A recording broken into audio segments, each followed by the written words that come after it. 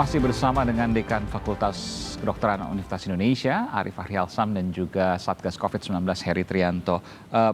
Pak Ari Fahri Alsam, Pak Dekan Fakultas Kedokteran UI.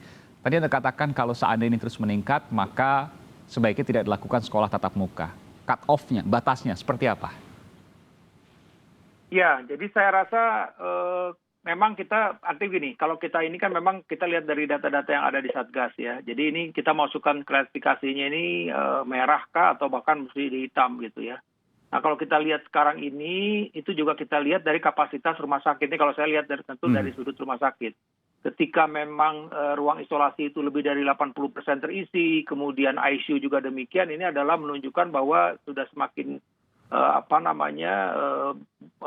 sudah semakin beratnya ya kondisi yang ada di lapangan saat ini. Ya, kalau 80% itu dibayangkan seperti apa, Pak Ari, Pak Dekan?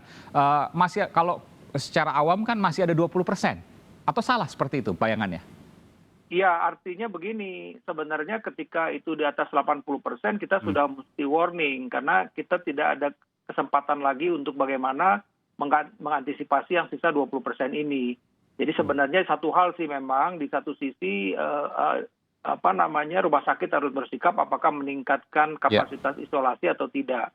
Atau tadi ya, karena sekali lagi ketika meningkatkan ruangan berarti ini juga kan jatahnya untuk kasus-kasus lain yang non-COVID juga menjadi berkurang gitu loh.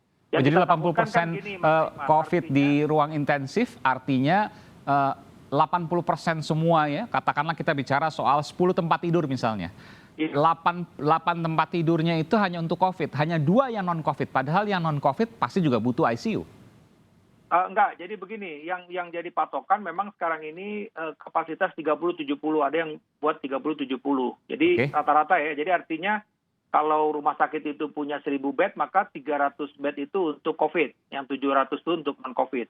Nah, ketika kasus ini meningkat terus, memang bisa mepet 40-60 gitu loh. Jadi itu yang saya bilang tadi, kalau artinya begini, kalau memang melihat dari angka-angka ya bisa seperti itu. Tapi kalau kita lihat ini, yang mesti kita lihat adalah salah satu parameternya adalah fasilitas kesehatan. Ini kan yang kita takutin kan jangan sampai terjadi pada periode Januari, Februari, dan juga saya rasa nih untuk Bandung juga sudah mengeluh bahwa pasien itu bisa memang hanya ditangani di gawat darurat saja. Kenapa? Ruang isolasinya sudah penuh, ICU-nya sudah penuh, mau direfer ke rumah sakit. Nah ini jangan sampai terjadi seperti itu gitu loh. Kalau di ruang gawat darurat saja gimana? Artinya kalau seandainya dia butuh perawatan lebih nggak bisa masuk ke kamar atau ke ICU, ke ruang intensif? Iya, itu yang kita takutkan, jangan sampai pasien seperti kan kita pernah kejadian juga di Januari Februari, pasien itu akhirnya meninggal di gawat darurat.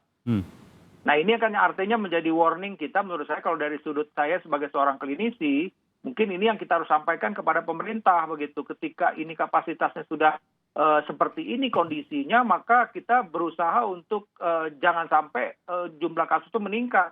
Bagaimana agar jumlah kasus ini tidak meningkat? Ya pergerakan orang dibatasi begitu, karena kan sejatinya kita tahu lah bahwa menular ini adalah dari satu orang kepada orang yang lain gitu loh. Jadi ini yang mesti kita perhatikan.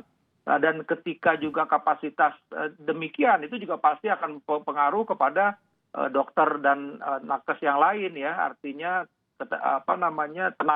masalah tenaga. Kemudian juga bicara soal obat-obatan ya, juga termasuk juga berbagai macam bahan habis pakai lah sehubungan dengan kapasitas digunakan. Karena kan juga termasuk APD dan yang lain-lain. Karena kan ini kita menangani kasus COVID ini tidak seperti menangani pasien umumnya ya. Ada hal-hal yang mesti kita perhatikan ya.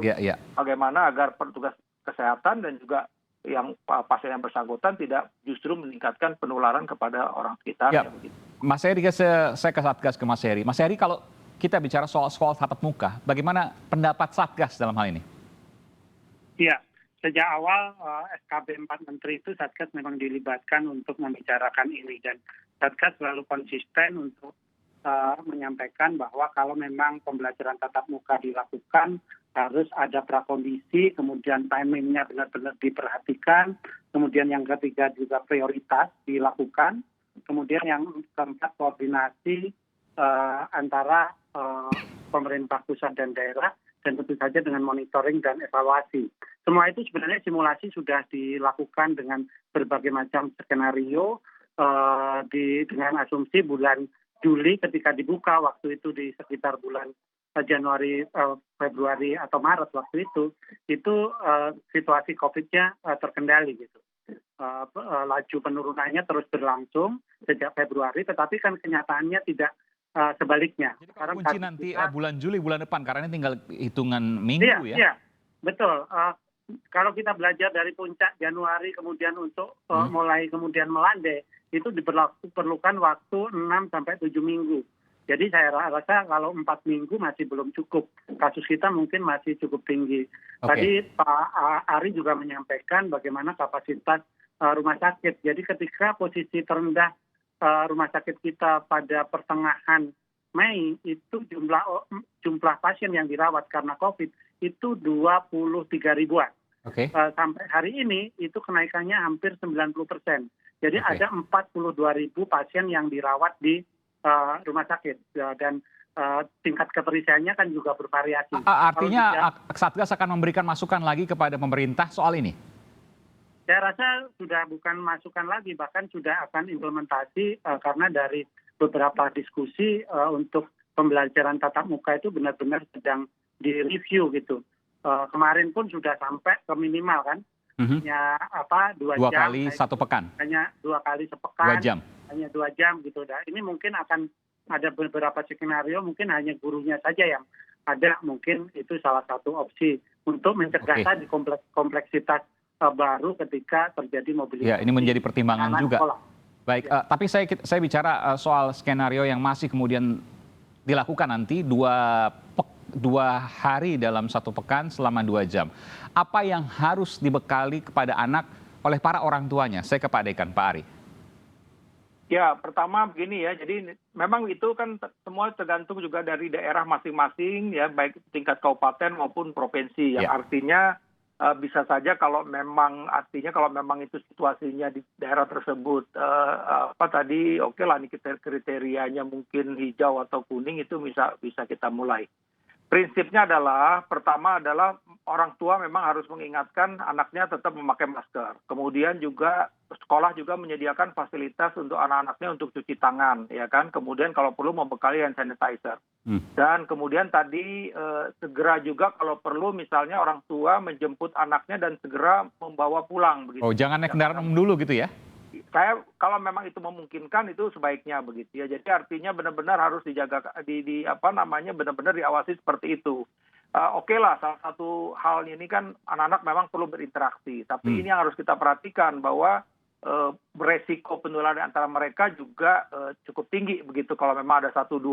Yang saya agak worry terus terang saja, yang kita mesti saat ini terus juga artinya kami juga terlibat di dalam surveillance untuk varian-varian ini yang kita harus amati, karena kalau varian India ini kita tahu bahwa dia lebih mudah dan lebih cepat menular gitu. Yang Delta ya? Yang Delta ini, yang jadi varian dari India ini, yang Delta ini demikian. Jadi kalau memang ini kan kita sudah nemukan di Jakarta juga sudah ditemukan varian ini ya, dan yang penting juga mesti diketahui bahwa ini juga tidak terkait lagi dengan orang yang datang dari India, tidak. Ini sudah penularan antar masyarakat kita. Ini harus kita antisipasi ke depan.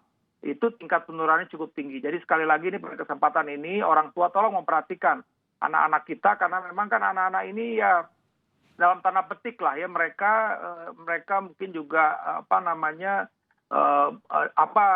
atau mungkin juga merasa nggak ada masalah begitu ya, sehingga mungkin juga tidak memperhatikan bahwa disitulah ada risiko yang cukup tinggi kalau memang salah satu dari mereka itu sudah terinfeksi COVID. Apalagi kita tahu bahwa angka OTG, mungkin ada data juga dari Satgas, itu pada anak-anak cukup tinggi gitu dibandingkan orang dewasa. Ini harus kita perhatikan. Tapi ketika kebetulan anak tadi mempunyai permasalahan kesehatan lain, asma kronis atau gagal jantung atau itu akan berakibat fatal, betul. Atau itu akan bersifat fatal, betul, dan tadi juga bisa menularkan kepada orang tua. Ya, terakhir saya ke Pak Heri Trianto, Satgas Komunikasi Publik COVID-19 Republik Indonesia. Pak Heri, apa yang bisa disampaikan ke depan? Karena kita tahu bahwa Menteri Kesehatan menyatakan bahwa bisa jadi di akhir Juni atau awal Juli 100.000 per hari. Ini angka yang belum pernah kita capai sebelumnya dan mudah-mudahan tidak tercapai. Ya, saya juga berdoa agar itu tidak tercapai dan publik segera bangun kira-kira kayak gitu ya, tahu menyadari bahwa situasinya sehingga mereka secara bersama-sama menahan diri untuk mencegah mobilitas, kemudian mengurangi aktivitas itu yang paling penting. Seperti di Kudus hari ini penduduknya dilarang untuk keluar rumah kayak gitu sampai seminggu ke depan karena di sana dari 72 varian India yang ditemukan 60 diantaranya berada di sana kayak gitu. Oke, mayoritas di sana memang terinfeksi dengan varian baru Delta dari India. Iya, Delta yang dari India 60 dari. Termasuk di Bangkalan juga.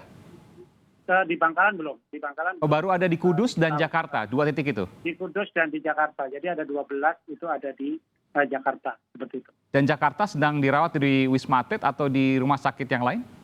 Ya, ini sedang dirawat di rumah sakit lain, tentu saja. Rumah sakit lain, karena memang tingkat keparahannya berbeda, tidak bisa di Wisma Atlet ya? Iya, betul. Oke, baik. Mudah-mudahan ini tracing-nya, penelusuran cepat untuk kemudian cepat mengetahui dan juga cepat menghalau agar angka tidak semakin meningkat. Terima kasih Bung Heri Trianto, Satgas COVID-19 Bidang Komunikasi Publik dan Dekan Fakultas Kedokteran Universitas Indonesia, Pak Arif Fahri Alsyam. Terima kasih, selamat malam, sehat selalu. Malam, makasih.